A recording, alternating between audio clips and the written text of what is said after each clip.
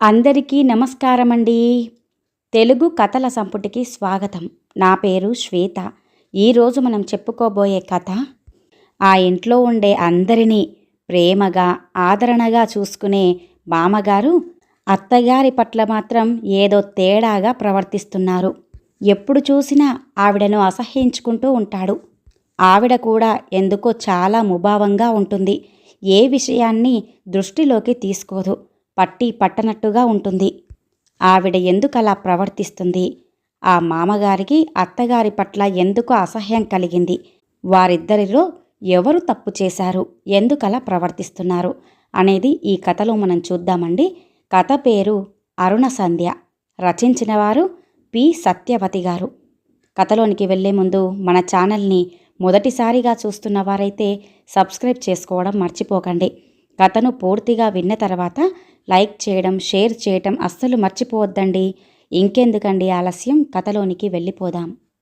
తెల్లని దూదిపింజ మబ్బులు అరుణిమలో కరిగిపోవటం, పడమటి ఆకాశమంతా గాయపడిన హృదయంలా అయిపోవటం, ఆ పైన చీకటి ముసురుకు రావటం, ఇవన్నీ చూస్తూ కూర్చుంది అరుంధతి. అంతలోనే కరిగిపోయిన అన్ని రంగుల్ని చూసి ఆశ్చర్యపడింది. అక్కడ జరుగుతున్న చర్చ ఆమె చెవిన పడుతూనే ఉంది. ఎవరి అభిప్రాయాలు వాళ్ళు ఖచ్చితంగా చెప్పడానికి వెనకాడటం లేదు. అరుంధతిని మాత్రం ఏ ఒక్కరూ తన అభిప్రాయం అడగటం లేదు. అడిగితే మాత్రం ఏముందని చెప్పడానికి? మన పెద్దవాళ్ళు అమెరికాలో ఇమడలేరు. ఆ జీవితం వేరు. అక్కడ మీకేం తోచదు. మీరు ఇక్కడ ఉంటేనే సుఖంగా ఉంటుంది అన్నాడు కొడుకు రవి. అమ్మ చాలా అలసిపోయింది. కొన్నాళ్ళు తీసుకెళ్ళి నా దగ్గర ఉంచుకుందామనుకుంటున్నాను అంటూ కూతురు కరుణ అంటుంది. పిచ్చిగా మాట్లాడకు. ఈ వయసులో వాళ్ళిద్దరూ ఒకచోటే ఉండటం ధర్మం. ఇప్పుడు ఆయన ఒక్కడే ఎలా ఉంటాడు? వేళకి మందు, సరైన భోజనం, ఇదంతా ఎవరు చూస్తారు? తీసుకువెళ్తే ఇద్దరినీ తీసుకువెళ్ళు. కొంచెం పెద్దిల్లు తీసుకో. ఈ ఇల్లు అద్దెకిచ్చేసేయ్ అన్నాడు రవి చెల్లెలితో. నా కష్టార్జితంలో ఈ ఇల్లు కట్టుకున్నాను. నేనిక్కడే ఉంటాను. నేనెవ్వరింట్లోనూ ఉండను. ఉంటే కొడుకు దగ్గరైనా ఉండాలి. లేకపోతే నా ఇంట్లో నేనుండాలి. అంతేగాని నా కూతురు కరుణ దగ్గర ఉండటమేమిటి అంటూ కోపంగా అరిచినంత పని చేశాడు సూర్యనారాయణ. అదేమిటండి? కరుణ మీ కూతురే కదా. రవి ఎంతో కరుణ కూడా అంతే కదా మీకు అన్నాడు అల్లుడు మోహన్. అవన్నీ తీసి పడేయబోయ్. ఉన్న ధర్మం చెప్పాను నేను. నా తల్లిదండ్రుల్ని వృద్ధాప్యంలో నా దగ్గరే ఉంచుకున్నాను. మా ఆవిడ వాళ్లకు సేవ చేసింది. అది ధర్మం అంటే. ఇప్పుడు నాకొక ఇల్లుంది కనుక నా ఇంట్లో నేనుంటాను. కూతురు దగ్గర ఉండటం ధర్మం కాదు అన్నాడు సూర్యనారాయణ. అరుంధతికి నవ్వొచ్చింది. అబ్బో, ధర్మపన్నాలు చెబుతున్నాడే సూర్యనారాయణ అనుకొని. లత అరుంధతి వైపు చూస్తోంది. పెదవి విప్పి ఒక్క మాట కూడా మాట్లాడని ఆ ఇల్లాలని చూసి ఆశ్చర్యపడింది కోడలు.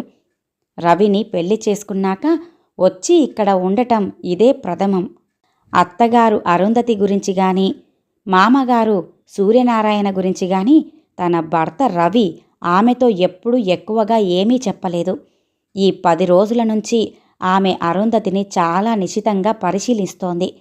మామగారిని కూడా తీసుకుపోదాం కరుణా అన్నాడు మోహన్. నేను రానని ఇందాకే చెప్పాను కదా బాబు.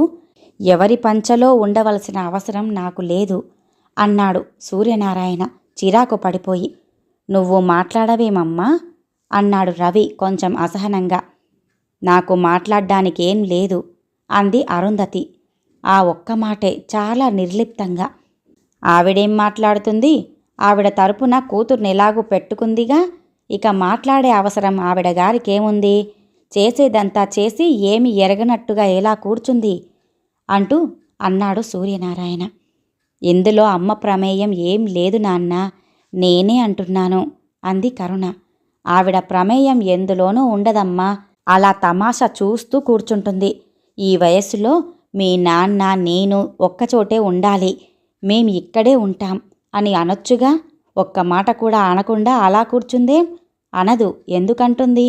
నా కుటుంబం కోసం నేనెంత కష్టపడ్డానో నాకే తెలుసు.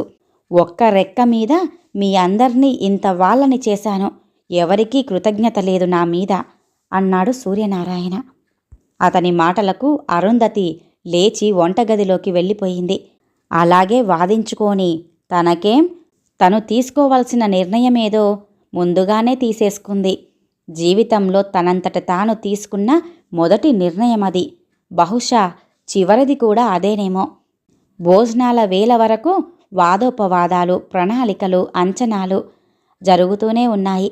భోజనాల దగ్గర కూరలో ఉప్పెక్కువైందని పెద్ద యుద్ధం లేవదీశాడు భర్త సూర్యనారాయణ. ఆ కోపమంతా అరుంధతి తనని సమర్థిస్తూ మాట్లాడలేదనే విషయం కోడలు లతకి కూడా అర్థమయ్యింది. ఇన్ని ఐటమ్స్ ఉన్నాయి కదా మామయ్య, ఆ కూర వదిలేసి మిగతావి తినండి అంది లత అసహనంగా. జీవితమంతా ఈవిడతో ఇలాగే సరిపెట్టుకుంటూ బ్రతికానమ్మా అన్నాడాయన. అతనంతా నోరు పారేసుకుంటున్నా అత్తగారు మాత్రం పెదవి విప్పలేదు. మీ అమ్మ చాలా చిత్రమైన మనిషి, చాలా డిటాచ్డ్గా ఉన్నట్లుంటుంది. అసలు ఈ ఇంటికి సంబంధం లేనట్టుగా, అసలు ఆవిడ ఈ ఇంటికి చెందనట్లుగా, ఎక్కడ్నుంచో వచ్చి 10 రోజులు మీకు సాయం చేసి వెళ్ళటానికి ఉన్నట్లుగా ఉంటుంది అంటూ అంది లత వారం రోజుల తర్వాత భర్త రవితో. ఆవిడంతే లత, ఎప్పుడు ఏమీ పట్టించుకోదు. దేనిమీద ఆవిడకి శ్రద్ధ కూడా లేదు. తన ఆరోగ్యం గురించే లేదు శ్రద్ధ, ఇక దేనిపై ఉంటుందని? ఏదైనా వచ్చినప్పుడు ఆయన చేత చివాట్లు తిని డాక్టర్ దగ్గరకు పరిగెత్తుతుంది, అంతే ఆవిడకు తెలిసింది అన్నాడు రవి. ఆ సమాధానం ఏమాత్రమూ నచ్చలేదు లతకి. తను యుఎస్ నుంచి వస్తూ వస్తూ అత్తగారి కోసం చాలా వస్తువులు తెచ్చింది. పగడాలని, ముత్యాలని, నాన్ స్టిక్ వంట పాత్రలు అని, డిన్నర్ సెట్ అని. అవన్నీ చూసినప్పుడు కూడా ఆవిడ మొహం మీద రవ్వంత సంతోషం కూడా కనిపించలేదు. ఈ పగడాలు, ముత్యాలు వేసుకొని ఈ నాన్ స్టిక్ పెనాల మీద నాజూకు దోశలు పోసుకుంటూ వచ్చే అతిథులకు అమెరికా డిన్నర్ సెట్లో అన్నం వడ్డిస్తూ ఇంకా ఎన్నాళ్ళీ బతుకు అని అత్తగారు అరుంధతి అనుకుంటుందని లతకి పాపం తెలీదు. ఉండడానికి ఒక ఇల్లుంది. ఉన్న పిల్లలిద్దరూ చక్కగా స్థిరపడి వాళ్ళకి నచ్చిన జీవన భాగస్వాములని ఎంచుకొని పెళ్లి కూడా చేసుకుంటే ఈ వయసులో ఎంత గర్వంగా, ఎంత దర్జాగా, ఎంత ఆనందంగా ఉండాలి ఈ తల్లి. కాని ఇదేంటి అంటూ లతకి అమ్మ గుర్తొచ్చింది. ఆవిడ చేసే ఆర్భాటం గుర్తొచ్చింది. మా అమ్మాయి అమెరికా నుంచి ఇవన్నీ తీసుకొచ్చింది అంటూ పడే ఆనందం గుర్తొచ్చింది. 50 దాటినా ఇంకా చక్కగా ముస్తాబైపోయి హుషారుగా కబుర్లు చెబుతూ ఎంత పని చేస్తూ ఉంటుందో తన తల్లి. ఇటు తల్లికి అటు అత్తగారికి ఉన్న అడుగడుగునా కనిపించే తేడా 10 రోజులుగా అర్థం చేసుకోవటానికి ప్రయత్నిస్తూనే ఉంది లత. లత అన్నయ్య ఢిల్లీలో ఉంటాడు. తన దగ్గరికి అన్నయ్య ఎన్నిసార్లు రమ్మంటున్నా నాన్న కంటే ముందు అమ్మే చెబుతుందిలా, మేం రామురా అబ్బాయ్, ఇది మా ఇల్లు, ఇక్కడ మేం హాయిగా ఉంటాం, ఇష్టమొచ్చింది వండుకు తింటాం, హాయిగా ఇంటి నిండా పుస్తకాలు, పేపర్లు విరజిమ్ముకుంటాం, కావాలంటే వాటిని శుభ్రం చేసుకుంటాం, లేదంటే లేదు. ఇది మా సామ్రాజ్యం, దీనికి నేను రాణిని, మీ ఇంటికి మీ ఆవిడ రాణిరా, తెలిసిందా అంటుంది. ఇక్కడ చూస్తే ఈ అత్తగారు అరుంధతి మొహంలో ప్రకాశం లేశం కూడా కనిపించటం లేదు. రవితో, తనతో, కరుణతో కబుర్లు చెబుతూ ఎప్పుడూ హాయిగా, ఆనందంగా తమను గౌరవిస్తూ ప్రేమిస్తూ ఉండే సూర్యనారాయణ అత్తగారు అరుంధతిని మాత్రం ఎంత చీదరించుకుంటాడో, ఎంత తిరస్కారంగా సమాధానాలు చెబుతాడో లత 10 రోజులుగా గమనిస్తూనే ఉంది. ఆ ఇంట్లో ఏ నిర్ణయం తీసుకున్నా అది ఏకపక్ష నిర్ణయమే. అధికారాలన్నీ మామగారు సూర్యనారాయణవే, అంతిమ నిర్ణయాలన్నీ అతనివే. 30 సంవత్సరాల దాంపత్య జీవనం ఆ భార్యాభర్తలిద్దరి మధ్య ఏ అనుబంధాన్ని చిగురింపజేయలేదంటే కోడలు లతకి ఆశ్చర్యంగా అనిపించింది. సూర్యనారాయణ కొడుకు రవి తన భార్యకు జలుబు చేసినా మంచం మీది నుంచి లేవనివ్వడు, కాఫీ తెచ్చి చేతికిస్తాడు. అటువంటి రవి తల్లి దగ్గర కూర్చొని ఆవిడతో 1 గంటన్నా మాట్లాడినట్లుగా లేదు. తనైతే అలా ఉండలేదు. 2 ఏళ్ల తర్వాత ఇంటికి వస్తే అమ్మతో, నాన్నతో చెప్పడానికి ఎన్ని కబుర్లుంటాయో తనకి. వాళ్లలో ఏమేం మార్పులొచ్చాయో, ఎంత చిక్కిపోయారో అన్నీ పరిశీలిస్తుంది. ముందు అమ్మకి దగ్గరగా కూర్చుంటుంది. భుజం మీద చెయ్యి వేస్తోంది. ఆ స్పర్శ చాలు. కానీ రవి అసలు వాళ్ళమ్మని ఒక్కసారి కూడా ముట్టుకోలేదు. కనీసం ఆవిడ కూరగాయలు కోసుకుంటుంటే దగ్గర కూర్చుని కబుర్లైనా చెప్పడు. ఇవేం ప్రేమలో ఈ తల్లి కొడుకుల మధ్య అనుకుంది. అడిగితే ఆవిడ ఎప్పుడూ అంతే అంటాడు రవి. ప్రతిదానికి అతనికి తండ్రి మీద అభిమానమే. ఇద్దరూ వరండాలో కూర్చొని బోల్డన్ని కబుర్లు చెప్పుకుంటారు. కాని తల్లిని మాత్రం దగ్గరికి తీయడు. తనకి మంచి స్కూళ్ళల్లో చేర్చి చదువు చెప్పించాడు మామగారు. అమెరికాకి కూడా పంపించాడు. అడిగినంత డబ్బు లేదనకుండా ఇచ్చాడు. లతని పెళ్లి చేసుకుంటానంటే సమ్మతించాడు. కట్నం వద్దన్నాడు. పైకి అలా ఉంటాడు గాని మా నాన్న చాలా మంచివాడు అంటాడు రవి. కరుణకి కూడా తండ్రి మీద ఎలాంటి కంప్లైంట్సు లేవు. రవితో సమానంగా కూతురు కరుణకి కూడా చదువు చెప్పించాడు మామగారు. ఆడపిల్ల అని ఎటువంటి తేడా చూయించలేదు. మోహన్నే పెళ్లి చేసుకుంటానంటే సరేనన్నాడు. ఇంత మంచివాడైన మామగారు ఆవిడనెందుకు అలా వేపుకు తింటాడు అంది లత. ఎందుకో వాళ్ళిద్దరికీ పడదు. మొదటి నుంచి అంతే. ఈవిడెప్పుడు దిగాలుగా ఏదో పారేసుకున్నట్లుగా ఉంటుంది. హుషారుగా ఉండదు. అయినా మాకేం లోపం చెయ్యలేదు. మమ్మల్ని బాగా పెంచింది అంటుంది కూతురు కరుణ. వాళ్ళిద్దరికీ తండ్రి మంచివాడే. కరుణ తల్లిని ఎప్పుడూ కనిపెట్టే ఉంటుంది. వెంట వెంటే తిరుగుతూ ఉంటుంది. నేను వెళ్ళిపోతే అమ్మకి పాపం ఏమీ తోచదు అని కళ్ళనీళ్లు పెట్టుకుంది. అమ్మ నాన్న తనతో ఉంటే బాగుంటుంది అంటుంది. అరుంధతి మాత్రం ఏమీ అనదు. అంటే ఆవిడ సమాధానం ఎక్కడ ఉన్నా ఒకటేననా? ఎలాగైనా బతకొచ్చుననా? అర్థం కావట్లేదు లతకి. భోజనాలైపోయాక అరుంధతి సూర్యనారాయణకి వరండాలో మంచం వేసింది. నవ్వారుతో అల్లిన పట్టె మంచమది. బరువైనది. ఆవిడలా మోసుకొస్తుంటే మోహన్ అందుకొని వరండాలో వేశాడు. రోజు ఇక్కడే పడుకుంటావు కదా నాన్న, ఈ మంచం ఇక్కడే ఉండనివ్వకూడదు అన్నాడు రవి. నవారు మాసిపోతుంది. పైగా వరండాలో ఎదురుగా మంచమేమిటి అన్నాడు సూర్యనారాయణ. మంచం మీద మెత్తటి పరుపు, ఇస్త్రీ దుప్పటి వేసింది. 2 తలగడలు పెట్టింది. మంచం పక్కన ముక్కాలి పీట మీద మంచినీళ్ల కూజా పెట్టి దానిమీద గ్లాసుని బోర్లించింది. అతను రోజూ వేసుకునే నిద్రమాత్ర స్ట్రిప్ నుంచి తీసి చేతిలో పెట్టి గ్లాసులోకి నీళ్లు వంపి అతని చేతికిచ్చింది. దొరుకునా ఇటువంటి సేవా అన్నట్టుగా అరుంధతి చిన్నగా నవ్వుకొని లోపలికి వెళ్ళిపోయింది. ఎప్పటిలాగే అరుంధతి తనను విడిచిపెట్టి ఎక్కడికి వెళ్తుందిలే అనుకొని హాయిగా నిద్రలోకి జారిపోయాడు సూర్యనారాయణ. అవును, అరుంధతి ఎక్కడికి వెడుతుంది? ఏం, అరుంధతి ఎందుకు వెళ్ళదు? వెడుతుంది. ఇప్పుడే, ఇవాళే అనుకుంది అరుంధతి. కొంతసేపు కబుర్లు చెప్పుకొని ఈ యువజంటలు ఎవరి గదిలోకి వారు వెళ్ళిపోయి నిద్రపోతారు. తను నిద్రపోతుంది. సుఖనిద్ర. జీవితానికంతటికీ ఒకే ఒక సుఖనిద్ర. అంతా లక్షణంగా జరిగిపోతుంది. ఎవ్వరికీ ఏ కష్టమూ ఉండదు. ఎవ్వరూ ఎక్కడ్నుంచి కష్టపడి శ్రమపడి రానక్కర్లేదు. అందరూ ఇక్కడే ఉన్నారు. జీవితంలో అనేకసార్లు తల ఎత్తి నిర్దాక్షణ్యంగా అణిచివేయబడ్డ కోరిక ఇప్పుడు తీరుతుంది.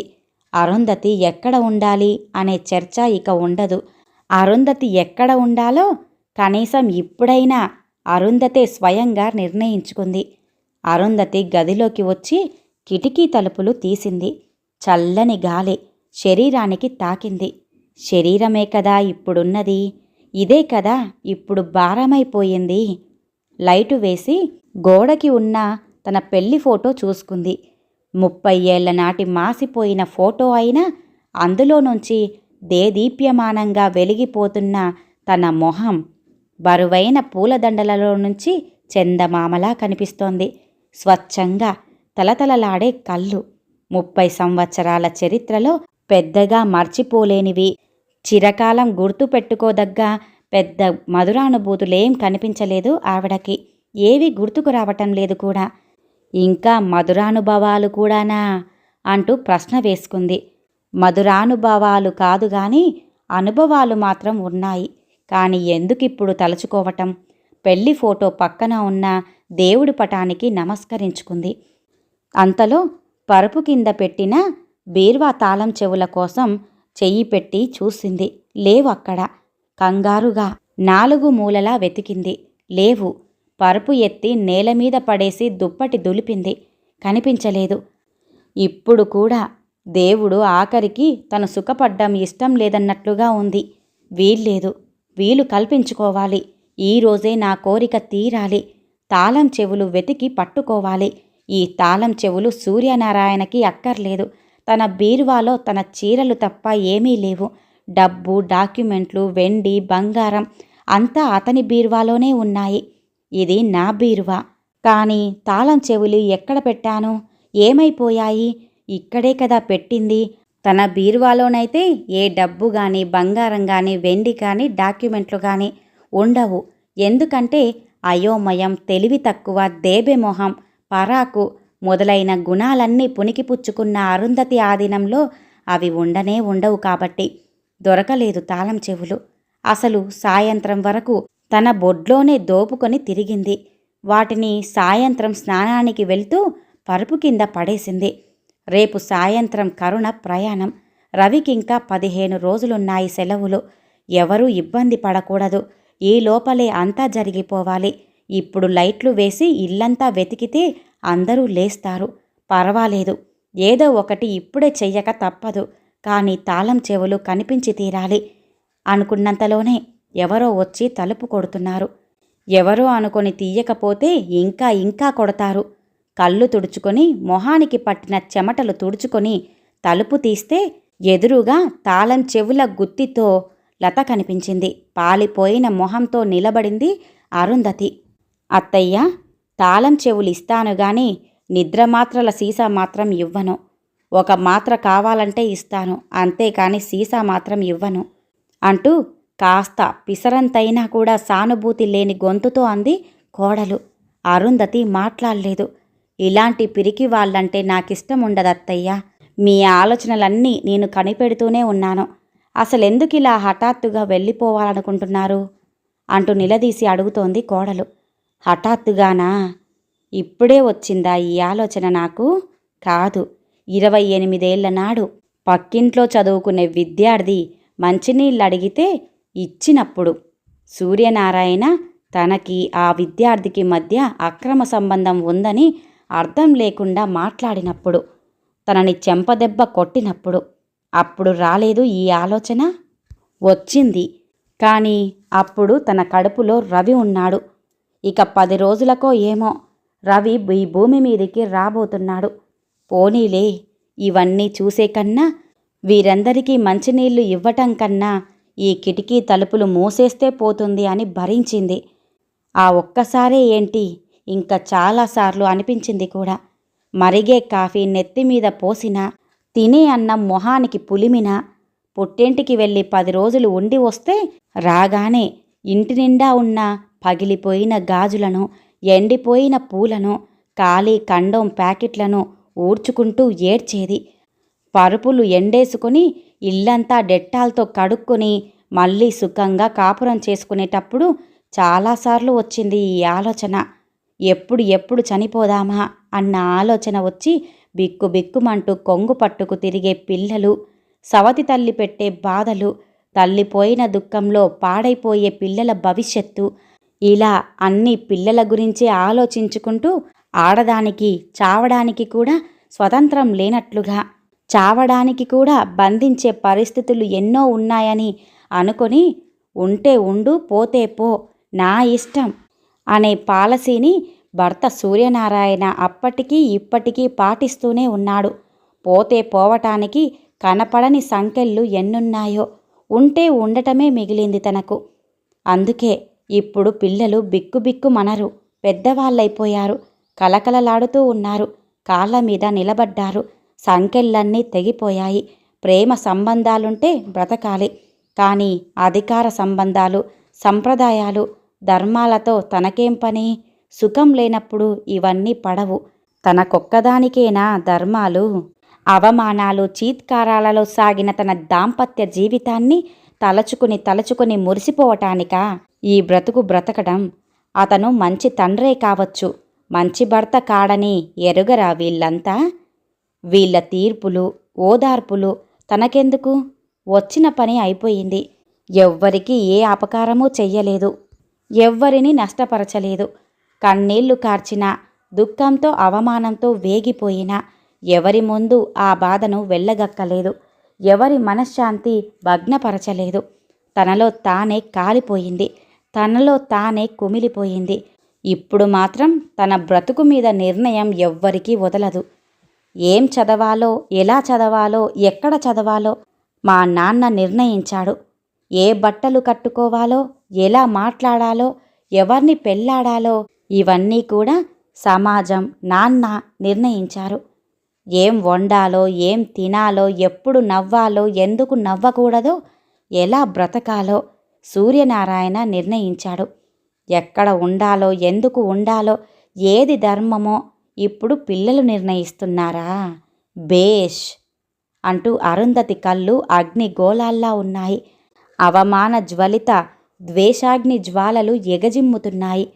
కరిగిన కుంకుమ అంతటా పులుముకొని ఆమె ముఖం అస్తమయ సూర్యబింబంలా అనిపిస్తోంది.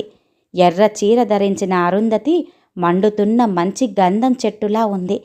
లతకి తన తల్లి గుర్తొచ్చింది. వెన్నెలలు విరజిమ్మే పున్నమి జాబిల్లిలా ఉంటుంది తన తల్లి. ఆవిడకు జీవితం అంటే అపారమైన ప్రేమ. అందుకు కారణం ఇప్పుడు అర్థమైంది లతకి. గదిలో ఘనీభవించిన నిశ్శబ్దం. ఎవ్వరూ పెదవి విప్పడం లేదు. అత్తగాని కోడలుగాని ఒక్క మాట కూడా మాట్లాడలేదు. చాలాసేపటి తర్వాత కదిలి కిటికీ దగ్గరికి వచ్చింది లత. దూరంగా తెల్లవారుతున్న వెలుగు. నెమ్మదిగా అత్తగారు అరుంధతిని సమీపించి ఆమెను దగ్గరగా పొదవుకుంది కోడలు. ఎన్నో సంవత్సరాలుగా గడ్డ కట్టుకుపోయిన దుఃఖమంతా ఆ కోడలి వెచ్చని స్పర్శతో కరిగి కన్నీరు వరదగా మారింది. ఆ అత్తగారి మనసు తేలికపడింది. ఈ కథ ఇంతటితో సమాప్తమండి. విన్నారుగా? అందరినీ అభిమానంగా చూసుకునే తన మామగారు అత్తగారిని మాత్రం ఎందుకు అసహ్యించుకుంటున్నారు అని అనుకుంటున్న కోడలికి అసలు విషయం తెలిసి ఆ అత్తగారిని ఎలా అర్థం చేసుకుందో. మరి ఈ కథ గనుక మీకు నచ్చినట్లయితే లైక్ చేయండి, షేర్ చేయండి, అలాగే సబ్స్క్రైబ్ చేసుకొని మన ఛానల్ని ఎంకరేజ్ చేయండి. మీ యొక్క విలువైన అభిప్రాయాలను కూడా కామెంట్ రూపంలో తెలియజేయండి. ఇంత మంచి కథను మనకు అందజేసిన పి సత్యవతి గారికి ధన్యవాదాలు తెలియజేసుకుంటున్నానండి. మరొక మంచి కథతో మళ్ళీ కలుద్దామండి. నమస్కారం.